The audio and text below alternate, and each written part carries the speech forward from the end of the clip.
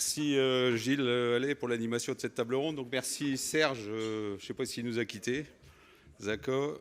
Merci Thomas Lovo. Je pense que ça fait partie un peu des sujets sur lesquels on travaille avec l'université et on a commencé le travail avec Symbiose pour des paysages de biodiversité sur la recherche universitaire, sur la publication de nos travaux.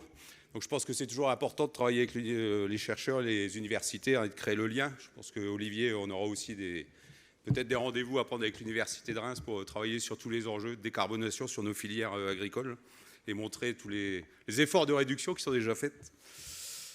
Puis merci Christiane pour ta participation, mais j'aurai l'occasion de te remercier à la fin de mon rapport moral. J'invite monsieur le préfet, merci de nous avoir rejoints. Vous pouvez venir nous rejoindre à la tribune. Donc ouais, vous ne laisserez pas Christiane toute seule. Puis surtout, voilà, je voulais vous remercier aussi de votre présence et puis des échanges qu'on a avec les services de votre administration et vous-même sur, je pense que le dialogue et les échanges sont toujours nécessaires et le sérieux de nos discussions pour faire avancer le monde agricole dans une perspective où l'État nous accompagne et nous écoute. Et je voulais vous remercier, monsieur le préfet, pour cette écoute-là que vous nous accordez. Donc, mesdames et messieurs les parlementaires, monsieur le directeur départemental des territoires, j'ai vu que Béatrice nous a rejoint aussi en tant qu'élue du conseil régional. Ma chère Béatrice, et je voulais, on vit des moments parfois un peu compliqués dans le monde agricole et je sais que Béatrice n'a pas pu participer à tous nos travaux ce matin parce que malheureusement il y avait les obsèques d'un de nos collègues agriculteurs ce matin pendant l'Assemblée générale dans le département et donc Béatrice y était. Je comprends vraiment l'engagement que j'aurais préféré, je ne savais pas où être mais j'avais une responsabilité de présider la FDSEA et sachez que c'est des moments toujours particuliers, un peu émouvants, surtout dans les circonstances dans lesquelles ça se passe, mais malheureusement c'est ce que vivent certains de nos agriculteurs. Chers collègues des organisations professionnelles agricoles, chers adhérents, Hervé en tant que président de la Chambre d'agriculture de la Marne, Maximin en tant que président de la Chambre d'agriculture du Grand Est et mes chers collègues aussi, présidents de la FDSEA qui sont là, merci pour participer à nos travaux. Et puis je voulais remercier aussi l'ensemble des collaborateurs du groupe FDSEA, quelques 300 collaborateurs qui sont là pour vous accompagner au quotidien, vous les chefs d'entreprise, et je pense qu'ils méritent franchement leur encouragement et merci à toutes et tous pour votre fidélité dans ce monde agricole. Alors dans un premier temps, je sais que l'adaptation au changement climatique, il doit se faire aussi là, vous devez un peu avoir chaud et se dire qu'il faudra peut-être qu'il abrège, alors je vais peut-être prendre encore un quart d'heure, 20 minutes de votre temps et je laisserai monsieur le préfet conclure mes travaux. Donc dans un premier temps, je voudrais revenir sur les points pour lesquels notre exaspération est réelle, avant de me consacrer aux projets et solutions portés par l'agriculture et la profession. Et un agriculteur, c'est un chef d'entreprise, bien souvent isolé dans la gestion quotidienne de son exploitation. Il doit être à la fois agronome, éleveur, comptable, gestionnaire, mécanicien, directeur des ressources humaines, se tenir informé de toute la réglementation qui est parfois compliquée. Souvent, en plus, il prend des responsabilités, que ce soit dans son syndicat, dans sa chambre d'agriculture, dans son association foncière, dans sa CUMA, dans sa filière. Enfin bref, des gens qui sont particulièrement engagés dans les territoires ruraux. C'est un formidable métier que l'ensemble des OPA essaie d'accompagner au mieux, notamment votre FDSEA. Mais la charge administrative aujourd'hui atteint son paroxysme. Ce dont souffre le plus l'agriculteur aujourd'hui, c'est le burn-out réglementaire. Ouais, c'est la réglementation plutôt que le projet, tel qu'on l'aime bien en France. Et on a encore eu un exemple hier en nous disant que c'est Total Energy qui nous prenait un exemple pour créer une méthanisation en France, il vous faut 50 délais. Quand vous êtes aux États-Unis, il vous faut 2 mois. Ça vous montre un peu le gap qu'il y a entre les deux. Alors oui, il faut encadrer certaines règles, mais laissons une part d'autonomie aux chefs d'entreprise pour se projeter sereinement. Comme l'a rappelé Laurence, c'est une PAC administrative toujours plus compliquée, même si le travail réalisé par le syndicalisme a permis de nombreuses avancées accessibles à l'ensemble des agriculteurs, notamment de nos territoires.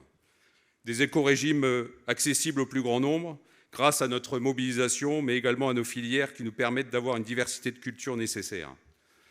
Mais nous voulons que le droit à l'erreur, que l'État a obtenu de l'Europe, protège nos agriculteurs.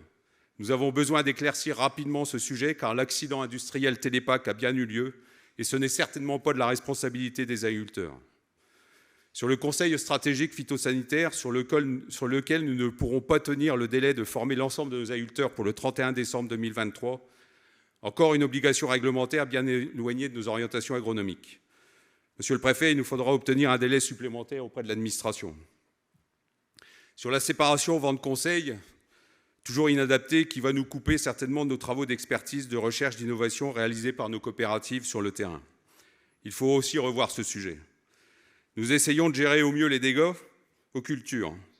Sébastien vous l'a dit, les sangliers, les cerfs, même si on arrive à mieux le gérer avec la Fédération départementale des chasseurs, je remercie leur présence aussi à notre Assemblée. Mais aujourd'hui, il devient impossible de réussir certaines cultures à cause des dégâts de corbeaux, grues, pigeons. Alors chez Christiane, c'est les choucas, mais chez nous, c'est plutôt les corbeaux. Et ressemer un tournesol 3 fois n'est pas acceptable pour un agriculteur, mais c'est quand même une réalité. Concernant les moyens de production, nous sommes persuadés que la démarche qui combine génétique, outils de la décision, machinisme, robotique, biocontrôle, chimie, biodiversité, ce sont les solutions combinatoires de demain. Et ça s'appelle le contrat de solution, pas d'interdiction sans solution. Sur les états généraux de l'alimentation, Egalim est le résultat d'une bagarre toujours d'actualité sur le respect des prix payés aux producteurs sur le marché français et dans certaines filières. Pas facile de remettre en cause la loi de modernisation de l'économie, la loi Galland, etc. Mais il faut reconnaître qu'après plus de 10 ans de déflation des prix agricoles, le marché et Egalim a permis d'inverser la tendance déflationniste. Le contexte aujourd'hui inflationniste remet une pression forte sur le pouvoir d'achat des Français. Il est hors de question que l'agriculture et l'alimentation soient la variable d'ajustement de Bercy. La part de l'alimentation représentait avant le Covid et la guerre en Ukraine environ 11% du budget des ménages. Aujourd'hui, cela représente 16%. C'est certainement le niveau acceptable pour permettre aux agriculteurs de dégager des revenus suffisants pour assurer la viabilité de nos entreprises et investir dans les transitions tout en assurant le renouvellement des générations. Oui, il faut continuer nos partenariats avec les pompiers, la gendarmerie, ce qu'on fait localement. Je voulais interpeller Monsieur le Préfet aussi sur... alors je vais le faire au niveau national en tant que secrétaire général, mais avoir un rendez-vous rapidement avec le ministre de l'Intérieur suite aux déclarations d'extrémistes du soulèvement de la Terre. Loin de moi d'en faire la promotion et la pub, mais qui nous promettent l'enfer pendant 100 jours, du 13 juin au 21 septembre, remettant en cause nos moyens de production. Ils sont capables de tout. Il faut éviter, Monsieur le Préfet, à tout prix un drame dans un cours de ferme. Oui, j'ai peur. Peur d'une société qui se radicalise. Et je pense qu'il ne faut pas qu'on prenne garde et soyons attentifs. Et j'appelle les agriculteurs à la modération. Et restez ce que vous êtes. Ne répondez pas à ces violences inhumaines aujourd'hui en appelant à détruire les moyens de production français. C'est inadmissible. Et je pense que j'ai déjà fait le point avec mes renseignements territoriaux. Mais il faut qu'on en discute, Monsieur le Préfet.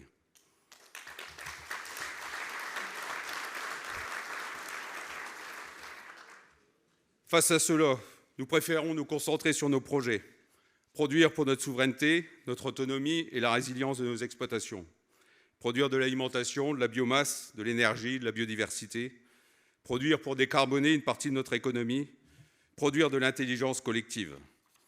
Alors je dois reconnaître qu'on doit en manquer un peu à la Cour des comptes. La forme et le fond du rapport sur l'élevage bovin sont à prendre en considération. Mais les 2 récentes recommandations plutôt politiques sont inacceptables. Concernant la baisse de la production bovine française conjuguée à une baisse de la consommation. Alors a priori, maintenant, vous passerez chez Bruno Le Maire pour faire votre commande du repas du midi. Ce ministre doit avoir quelques ambitions politiques pour commencer à draguer les adeptes du tofu. Et maintenant, il nous annonce un plan de relance de l'élevage français. Alors moi, j'y comprends plus rien. Voilà, l'ambiguïté aujourd'hui, où est-ce que se trouve le pouvoir et où est-ce que se trouve l'agriculture? Est-ce que c'est à Bercy ou est-ce que c'est rue de Varennes avec notre ministre de l'Agriculture sur lequel nous avons des rendez-vous réguliers tous les 15 jours? Nous n'avons pas de souci avec les protéines végétales, mais faire une comparaison aussi médiocre et sans fondement technique sur un tweet, c'est hallucinant, surtout de la part d'un ministre de l'économie et ancien ministre de l'Agriculture. Mais permettez-moi d'avoir un doute sur cet aliment des planètes. Ce n'est certainement pas le fruit du hasard. Comme lorsque la Première ministre nous présente son plan de décarbonation avec un élevage bovin ciblé au début, elle revient sur ses positions aujourd'hui, que la Cour des comptes va au-delà de son rôle et qu'un soi-disant tweet malheureux de Bruno Le Maire promeut l'industrie verte de demain en taclant la protéine animale. Oui, les éleveurs sont humiliés et blessés. C'est une réalité. Le standard de la MSA a été saturé sur des situations de mal-être à la suite de ces annonces pitoyables. Ras-le-bol. Ras-le-bol d'attaquer une profession qui œuvre pour assurer la qualité de l'alimentation et de nos citoyens. Alors que les courbes d'importation en volaille, moutons, bovins sont reparties à la hausse de façon spectaculaire, l'État veut s'acheter une exemplarité en apportant des matières premières que l'on est capable de produire sur place. C'est inacceptable. Monsieur le préfet, nous allons organiser une conférence de presse en vous invitant, ainsi que les parlementaires marnais et européens, sur un élevage pour vous montrer les progrès réalisés et les vertus de la production locale. Lorsque le gouvernement présente sa feuille de route sur la décarbonation, on nous interroge, nous les responsables, si l'agriculture aura la capacité de produire la biomasse nécessaire pour assurer les besoins alimentaires, énergétiques, les produits biosourcés, dont nous avons un pôle de compétitivité sur nos territoires depuis plus de 15 ans. Et dans le même temps, nous avons toujours cette réglementation européenne qui souhaite nous imposer 4% de surface non productive. C'est inacceptable aussi. Que l'on produise de la biodiversité, oui, 100 fois oui, mais pas en gelant 15 000 hectares sur notre département.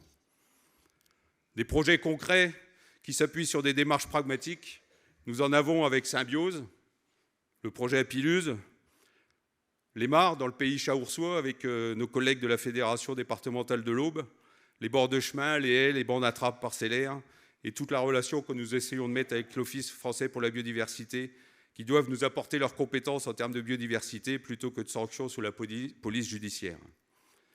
Il faut qu'on nous libère des contraintes réglementaires autour des haies, c'est une réalité. L'aspect production est un acte noble. Pourquoi opposer souvent l'acte de production avec la protection de l'environnement? Ça n'a pas de sens. Les transitions doivent se faire avec les agriculteurs, pas contre eux. Encore moins un coup de médias militant qui accentue le sentiment de mal-être de celles et ceux qui assurent l'alimentation de nos concitoyens. L'autre gros sujet du moment est celui du projet de loi d'orientation agricole. Alors pacte, loi, projet de loi de finances, peut-être que seul le président de la République doit à ce jour savoir ce qu'il souhaite en faire. Une seule certitude pour nous, elle sera plus orientée sur l'enjeu du renouvellement des générations dans le cadre de la formation, de l'installation et de la transmission. 160 000 agriculteurs aujourd'hui vont céder leur entreprise dans les 10 prochaines années. C'est un gap important. L'objectif n'est peut-être pas de remplacer une installation pour chaque départ. Ne soyons pas non plus naïfs. Par contre, sachons accueillir des jeunes issus du cadre familial, hors cadre familial, non issus du milieu agricole. Dès l'instant que le projet d'installation est économiquement viable, tous les porteurs de projets ont leur place sur notre territoire. L'agrandissement pour l'agrandissement n'est surtout pas la seule solution, surtout lorsqu'elle se traduit par un appauvrissement humain sur nos territoires ruraux. Mettons tous les moyens fiscaux adaptés pour favoriser ces transmissions entre les cédants et les futurs jeunes agriculteurs. Je me souviens à une époque d'une assemblée générale de la FDSEA où l'on tentait de parler de modèle économique. François Prévoto nous faisait la démonstration il y a 15 à 20 ans que cultiver 600 à 1000 hectares avec l'évolution du matériel, du machinisme, ne serait plus un problème. Nous y sommes. Mais il appelait aussi au travail collectif autour de ce modèle, entraide, copropriété, CUMA, assolement en commun. C'est toujours d'actualité si on veut conserver les hommes sur notre territoire et la création de valeur ajoutée. Concernant notre syndicat, nous avons renouvelé de la tête communale, cantonale, départementale, régionale et nationale, tout un réseau, et Christiane, j'en parlerai tout à l'heure, a laissé sa place à la FNSEA. Mais je pense qu'il y a peu d'organisations, voire aucune, qui ont un réseau aussi bien structuré que le nôtre. C'est une richesse exceptionnelle, mais fragile, et nous devons y prêter garde. Les agriculteurs doivent être conscients qu'ils sont défendus dans leur commune, dans leur canton, dans leur arrondissement, dans leur département, à la région, au national, en Europe, et que peu d'entrepreneurs sont aussi bien accompagnés dans leur défense et leur accompagnement du métier. Il faut sans cesse le rappeler aux nouvelles générations et transmettre les valeurs du travail collectif dans l'intérêt de tous les agriculteurs. Je remercie à cette occasion les nouveaux élus qui nous rejoignent au sein du conseil d'administration pour représenter, défendre, proposer, se projeter dans l'avenir proche. Concernant nos filières, nous savons très bien, dans notre département, que la proximité du syndicalisme avec nos partenaires économiques, coopératives, banques, assurances, MSA, nos chambres d'agriculture, a permis de relever des projets d'envergure permettant de créer de la valeur sur nos entreprises agricoles en développant les économies de territoire. Je suis convaincu que les enjeux que nous devons relever ensemble, production, décarbonation, biodiversité, énergie, devront passer par des transitions qui coûteront sur nos exploitations mais aussi des projets que nous devons partager afin qu'ils soient acceptés et compris par le plus grand nombre. Nos filières sont une véritable chance pour notre territoire. La place de la coopération aussi. Il faut le rappeler à nos agriculteurs. Et la coopération doit peut-être mieux partager aussi ses projets avec ses adhérents coopérateurs pour qu'ils soient compris et accompagnés par l'ensemble des agriculteurs. Face à ces enjeux qui sont devant nous, notre réussite sera collective. Croire que l'on peut s'en sortir seul est illusoire. Oui, il y a toujours une victoire syndicale qui profite à l'ensemble des agriculteurs marnaises, à l'agriculture marnaise. Il y a toujours un investissement dans une coopérative qui influe la production et notre rémunération. Oui, cela demande de l'engagement, de la patience, de la persévérance pour toutes celles et ceux qui s'engagent en essayant de préparer l'avenir sereinement. Ces valeurs sont au cœur de l'engagement syndical de tous nos responsables et il faut tenir bon lorsque la mer est agitée comme ces dernières années. Nos prédécesseurs, qui sont nombreux dans la salle, nous diront que ce n'est jamais calme, c'est certain.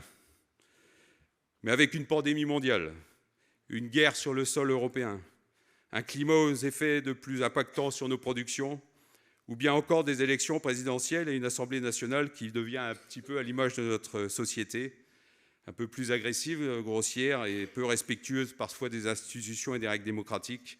Oui, ça peut être compliqué pour les syndicalistes que nous sommes.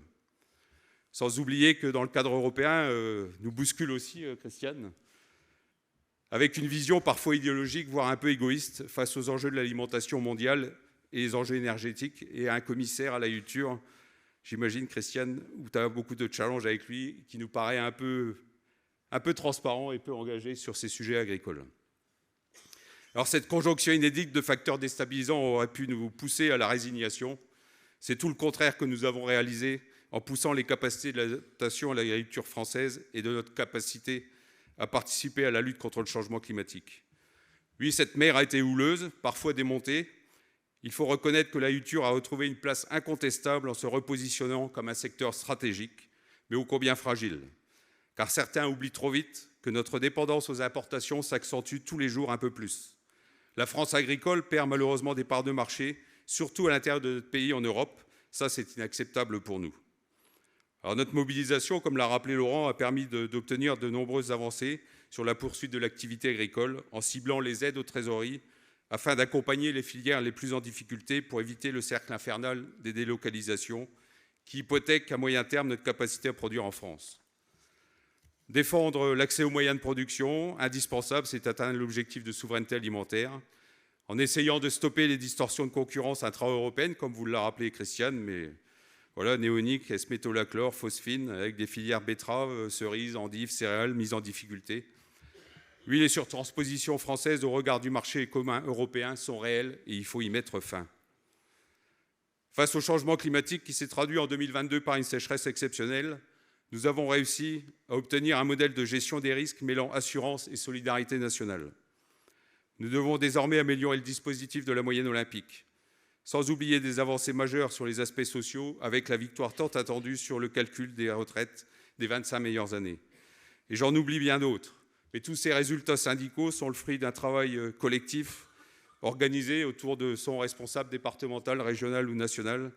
Mais c'est tout l'engagement du collectif derrière nos responsables pour pousser les lignes. Et je connais l'engagement de Christiane sur ces victoires-là, à ne jamais rien vouloir lâcher. Et pour ne pas être trop long, mais comme on a la chance d'avoir Christiane, je voulais donner quelques mots à Christiane sur son engagement. Après avoir œuvré aux jeunes agriculteurs à la FNSEA, tu as décidé de passer le relais à une nouvelle équipe à la FNSEA. Je peux dire, sans trop me tromper, au nom des agriculteurs marnais, que c'est une fierté de t'avoir eu pour porter les couleurs de l'agriculture française. Tu as œuvré plus que de raison, sans relâche dans des moments difficiles pour tenir cette barque. J'ai eu la chance, personnellement, de vivre une partie de ton engagement à tes côtés au bureau de la FNSEA, chaque mercredi matin.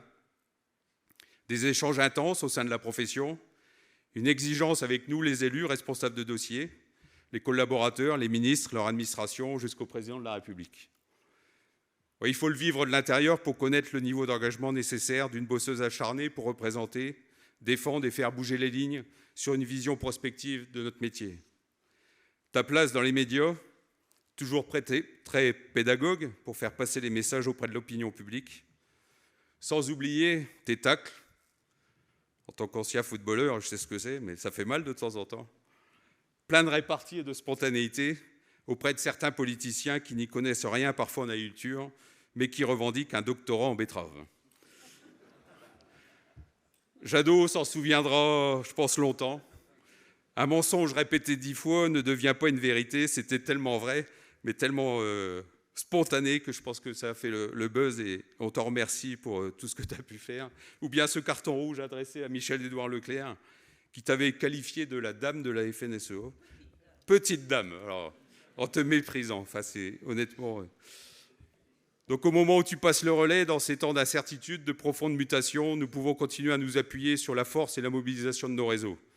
Celui de la rénovation syndicale que nous avons construit à tes côtés depuis 2020.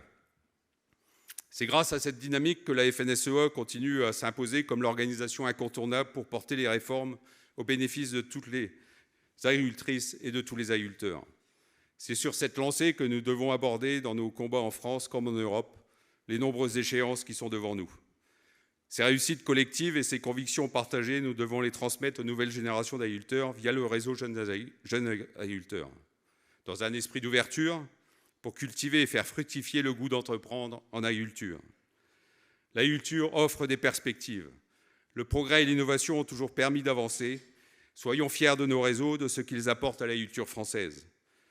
Face à une partie de la société qui se radicalise, les corps intermédiaires que nous représentons doivent l'emporter dans leurs propositions. Le syndicalisme porte une ambition à moyen terme pour l'agriculture, avec une vision sur les enjeux alimentaires, énergétiques, les produits biosourcés, la biodiversité et le carbone, tel que nous en avons encore parlé ce matin.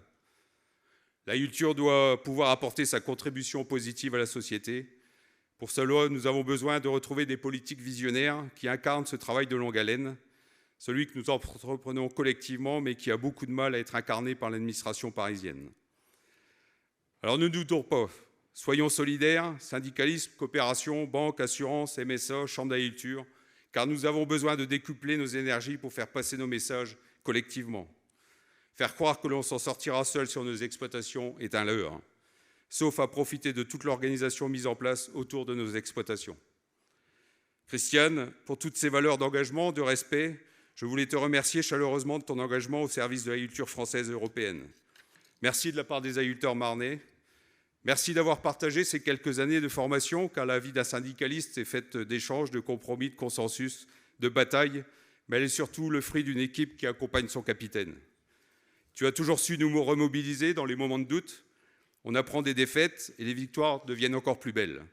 Et cela nous permet de les fêter à travers des moments de convivialité que le syndicalisme sait conserver autour des événements tels que les salons, les foires, les comices, la formidable aventure de la promotion et l'attractivité des métiers réalisés autour de France féminin et masculin. Oui, comme l'a rappelé Michael, je me rappelle d'une soirée où on a défini notre slogan « Ma nature, mon futur, l'agriculture ».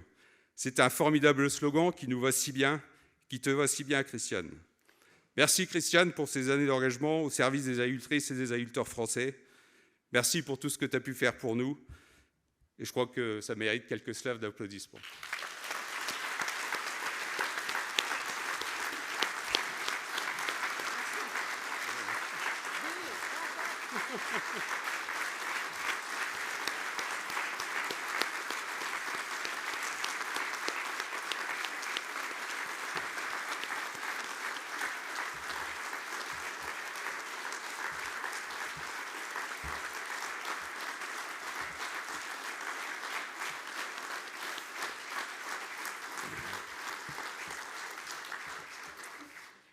Bon, et j'ai terminé, et pour te rappeler que le territoire marnais est accueillant et chaleureux, et on sait l'engagement et en la personne de Thierry, ton mari.